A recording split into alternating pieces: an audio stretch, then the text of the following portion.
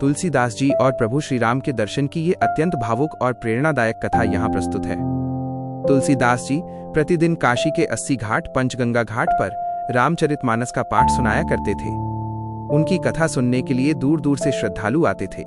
वे प्रतिदिन गंगा में स्नान करने के बाद एक विशेष नियम का पालन करते थे, रास्ते में पड़ने वाले एक सूखे पेड़ को गंगाजल से सींचना। ये सूखा पेड़ कोई साधारण पेड़ नहीं था। इस पर एक ब्रह्म राक्षस रहता था जो तुलसीदास जी की भक्ति और नियमित सेवा से अत्यंत प्रभावित था। एक दिन जब तुलसीदास जी रोज की तरह उस पेड़ पर जल चढ़ाकर जाने लगे तो अचानक वो ब्रह्म राक्षस उनके सामने प्रकट हो गया। उसने कहा, हे महात्मा, आप प्रतिदिन इस सूखे पेड़ को जल देकर मुझ पर बड़ी कृपा करते हैं। मैं आपकी सेवा से अत्यंत प्रसन्न हूं। कोई वरदान मांगिए। तुलसीदास जी तो भक्ति रस में डूबे हुए थे।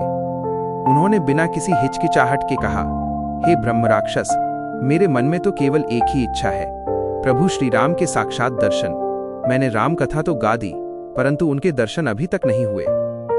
ब्रह्म राक्षस ने दुखी होकर कहा, महाराज, यदि मैं श्री राम के दर्शन करवा सकता तो स्वयं दर्शन करके इस प्रेत योनि से मुक्त हो जाता, परंतु मैं आपको दर्शन का मार्ग अवश्य बता सकता हूं। ब्रह्म राक्षस ने एक महत्वपूर्ण रहस्य उजागर किया। उसने बताया, जिस स्थान पर आप प्रतिदिन राम कथा सुनाते हैं वहां सबसे पहले हनुमान जी आते हैं। वे एक वृद्ध कोढ़ी के वेश में कंबल ओढ़कर सबसे पीछे बैठते हैं। आप उनके चरण पकड़ लीजिए, वही आपको प्रभु राम से मिलवा सकते हैं। ये सुनकर तुलसीदास जी के हृदय में आशा की किरण जगी।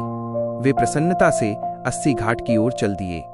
अगले दिन जब तुलसीदास जी कथा सुना रहे थे तो उनकी नजरें उसी वृद्ध कोढ़ी व्यक्ति को खोज रही थीं। जैसे ही वो व्यक्ति आकर पीछे बैठा, तुलसीदास जी तुरंत अपने व्यासपीठ से उठे और उसके चरणों में गिर गए। वो व्यक्ति चौंक गया और बोला, महाराज, आप व्यासपीठ पर विराजमान हैं और मेरे चरण पकड़ रहे हैं? मैं तो एक दीनहीन कोढ़ी हूं, मुझे तो कोई छूता तक नहीं है। तुलसीदास जी ने दृढ़ता से कहा, महाराज, आप सबसे छिप सकते हैं लेकिन मुझसे नहीं। मैं आपके चरण तब तक नहीं छोड़ूंगा जब तक आप मुझे प्रभु श्री राम से नहीं मिलवाते। उसी क्षण हनुमान जी अपने दिव्य स्वरूप में प्रकट हो गए। उनका तेजोमय रूप देखकर तुलसीदास जी की आंखें भर आईं। हनुमान जी ने आश्वासन दिया, तुलसीदास, तुम्हें श्रीराम अवश्य मिलेंगे। चित्रकूट चलो, वहां तुम्हारी मनोकामना पूर्ण होगी। तुलसीदास जी तत्काल चित्रकूट पहुंच गए। वे मंदाकिनी नदी में स्नान करके प्रभु के दर्शन के लिए व्याकुल हो गए। उनकी आंखें हर किसी में श्री राम को खोज रही थीं। तभी सामने से घोड़ों पर सवार 2 अत्यंत सुंदर राजकुमार आए। एक गौरवर्ण और दूसरे श्यामवर्ण। दोनों के कंधों पर धनुष बाण थे। उन्होंने तुलसीदास जी से विनम्रता से पूछा, महाराज, हम रास्ता भटक गए हैं, कृपया सही दिशा बताने का कष्ट करें। तुलसीदास जी ने उन्हें रास्ता बता दिया और वे दोनों राजकुमार तेजी से चले गए। तुलसीदास जी फिर से प्रभु को खोजने लगे।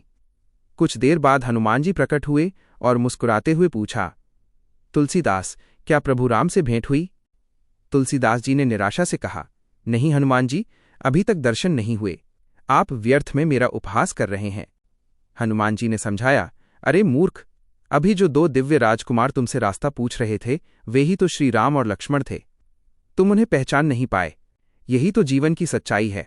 प्रभु कितनी बार कितने रूपों में हमारे सामने आते हैं, पर हम उन्हें पहचान नहीं पाते।